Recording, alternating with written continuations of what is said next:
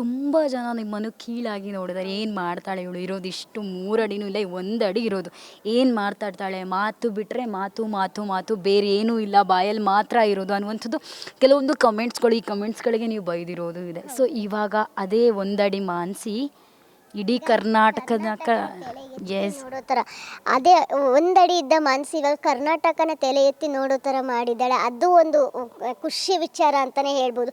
ಎಲ್ಲರೂ ಕೀಳಾಗಿ ಯಾರನ್ನು ನೋಡ್ಬಾರ್ದು. ನನ್ನನ್ನು ಕೀಳಾಗಿ ನೋಡ್ಕೊಂಡಿರೋದಕ್ಕೆ ಇಷ್ಟು ಮಟ್ಟಕ್ಕೆ ಬಂದಿದ್ದೀನಿ ಅಂತ ನನಗೆ ಹೆಮ್ಮೆಯಿಂದ ಹೇಳ್ಕೊತೀನಿ. ಆ್ಯಂಡ್ ಎಲ್ಲರೂ ಅಷ್ಟೇ, ನನ್ನ ಫ್ಯಾನ್ಸ್ ಆಗಿರ್ಬೋದು, ಎಲ್ಲರೂ ನನ್ನನ್ನು ಯಾವ್ಯಾವ ಥರ ಅದರಲ್ಲಿ ಒಂದು ನೆಗೆಟಿವ್ ಇದ್ದರೆ ಒಂದು ಬ್ಯಾಡ್ ಇದ್ದೇ ಇರುತ್ತೆ ಅಲ್ವಾ.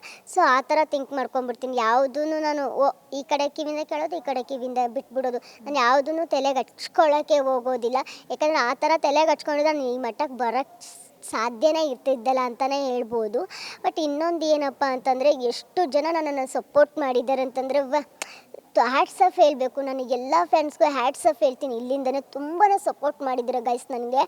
ನನ್ನ ಬರೀ ಮೊಬೈಲಲ್ಲಿ ಎಷ್ಟು ಸಪೋರ್ಟ್ ಮಾಡಿದ್ದಾರೆ, ಟಿ ವಿ ಚಾನಲಲ್ಲಿ ಬರ್ತಾ ಇದೆ ಅಂದಾಗ ಅದಕ್ಕಿಂತ ಡಬ್ಬಲ್ ಸಪೋರ್ಟ್ ಮಾಡಿದ್ದೀರಾ.